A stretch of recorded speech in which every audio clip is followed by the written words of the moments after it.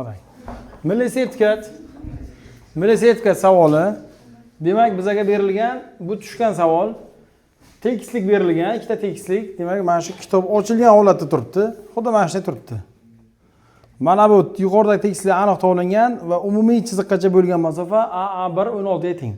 Pastki tekislikdan B nuqta olingan va umumiy chiziqgacha bo'lgan masofa 13 ga teng bo'lsa va A1 B1 masofa 17 bo'lsa, tekislik orasidagi burchak 15 gradus bo'lsa, AB kesma uzunligini so'ragan ekan. Tushundingizlar?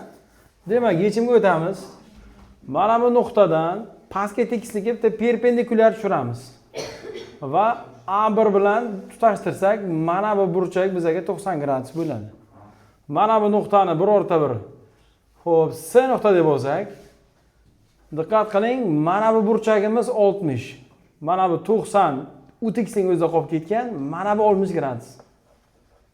Mana shu 60 gradus bo'ladi. Chunki 60 gradus bo'lsa, demak, bu tekislikda ham birinchi tekislikda ham ikkinchi tekislikda o'tgan chiziqlar orasidagi burchak 60 gradus bo'ladi. Mana bu 90 gradus bo'ladi.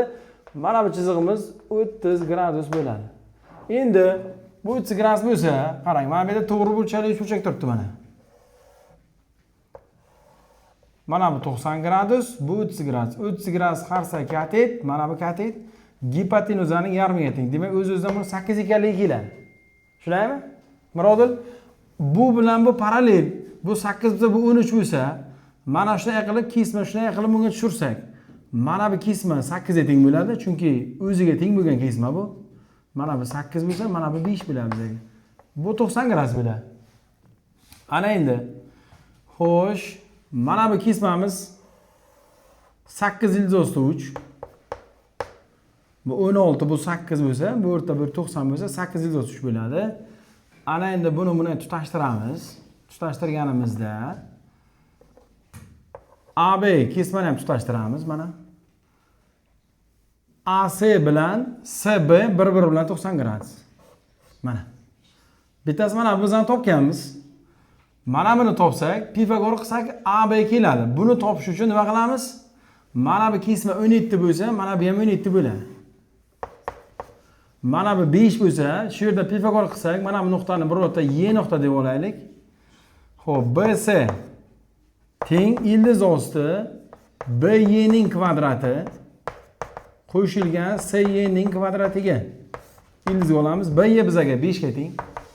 5 kvadrat qo'shilgan CY bizga 17 ga teng. 17 ning kvadrat qilamiz, ildiz osti qilamiz. Ana endi AB ni topamiz. AB teng ildiz osti, qarang. AB teng, mana AB kesma ildiz osti AC ning kvadrati qo'shilgan CB ning kvadrati yoki BC ning kvadrati. AC nimaga teng edi? 8 ildiz 3 edi. 8 ildiz 3 ning kvadrati qo'shilgan mana bu narsa. Ya'ni shuning kvadrati bo'lsa ildiz bo'lmaydi. 5 kvadrat qo'shilgan 17 ning kvadrati bo'ladi. Ildizga olamiz. Shuni hisoblasangiz sizga javob ildiz osti necha chiqadi? 506 degan javob chiqadi. Misol mana shu tartibda ishlanadi. Bunga o'xshagan savol tushyapti. Sertifikatda juda ko'p takrorlangan. Har ikkita sertifikatni birga mana shu savol tashlaydi. Uchun buni yaxshilab eslab qoling. Davom etamiz.